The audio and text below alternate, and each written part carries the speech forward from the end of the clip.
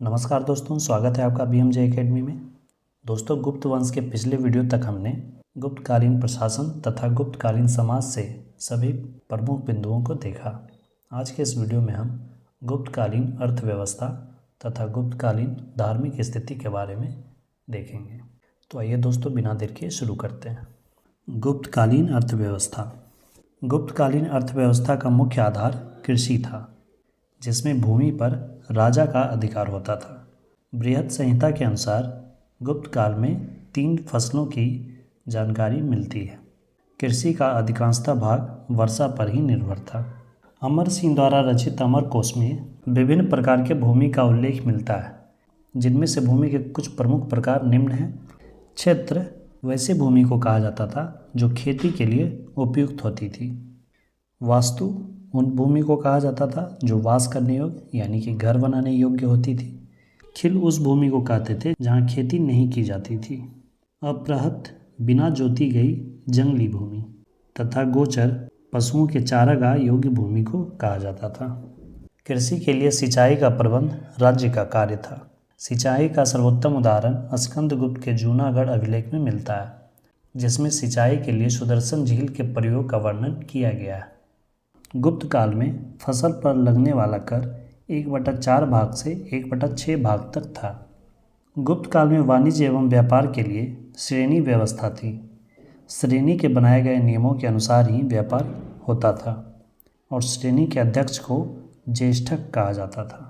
वस्त्र उद्योग गुप्त काल का सर्वप्रमुख उद्योग था। अमर कोश में कताई, बुनाई, हथकरघा, धागे इत्यादि का संदर्भ मिलता है।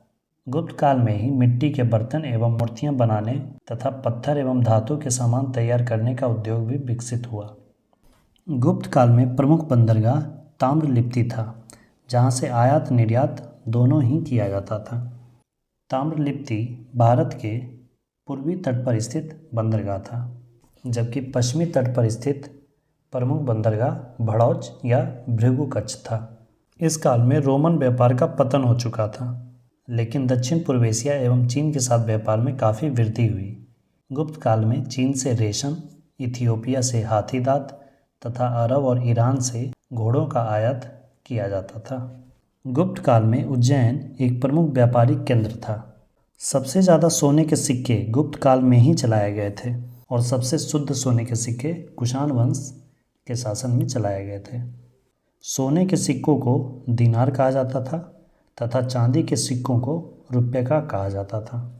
गुप्तकालीन सोने के सिक्के 144 ग्रेन के होते थे।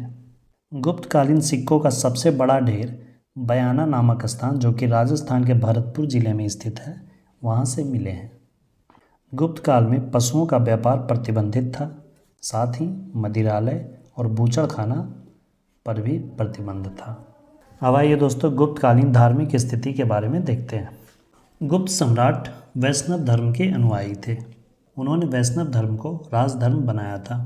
गुप्त सम्राटों ने परम भागवत की उपाधि धारण की थी तथा गरुड़ को अपना राजकीय चिन्ह बनाया था। इसलिए गुप्त काल को वैष्णव धर्म का पुनरुत्थान का काल कहा जाता है। गुप्त काल में ही मंदिर निर्माण कला का सर्वप्रथम शुरुआत हुआ, जिसमें कि शिखर युक्त मंदिरों का निर्माण प्रारंभ हुआ। देवगढ़ का दशावतार मंदिर, जो कि एक वैष्णव मंदिर है, भारतीय मंदिर निर्माण में शिखर युक्त मंदिर का संभवतः पहला उदाहरण है। इस मंदिर में शेषनाग की सैया पर विश्राम करते हुए भगवान विष्णु को दिखाया गया है। गुप्त काल में ही विष्णु भगवान के अवतारों में से वराह अवतार की विशाल मूर्ति स्थापित की गई है, जो कि उदयगिरी में स्थित है। गुप्त साम्राज्य के काल में सभी धर्मों, वैष्णव धर्म, बौद्ध धर्म तथा जैन धर्म का विकास हुआ। जैन धर्म का सीमित क्षेत्रों में विकास हुआ, जबकि वैष्णव धर्म और बौद्ध धर्म का बड़े पैमाने पर प्रचार प्रसार हुआ। इस काल में किसी भी प्रकार की धार्मिक उन्माद की स्थिति नहीं थी। इसके अलावे गुप्त काल में ही भगवान शिव की अर्धनारीश्वर रूप की कल्पना की गई थी। गुप्त काल में बने अधिकांश मंदिर प्रस्तर यानी पत्थर से बने हैं, जबकि भीतरगांव और सिरपुर के मंदिर ईंट से बने हैं। दोस्तों, ये थे गुप्तकालीन अर्थव्यवस्था और धार्मिक स्थिति से कुछ प्रमुख बिंदु। अगले वीडियो में हम गुप्तकालीन कला और साहित्य के बारे में सभी महत्वपूर्ण बिंदुओं को देखेंगे। गुप्त काल कला एवं साहित्य की दृष्टि से प्राचीन भारत का स्वर्ण काल माना जाता है। इस काल में स्थापत्य कला, मूर्तिकला एवं चित्रकला के साथ साथ अन्य विविध कलाओं का भी विकास हुआ, जिसके बारे में सभी महत्वपूर्ण बिंदुओं को हम अगले वीडियो में देखेंगे। दोस्तों, वीडियो कैसी लगी अपना फीडबैक ज़रूर कमेंट करें। वीडियो को अंत तक देखने के लिए धन्यवाद दोस्तों। मिलते हैं अगले वीडियो में इसके अगले पार्ट के साथ। जय हिंद, वंदे मातरम।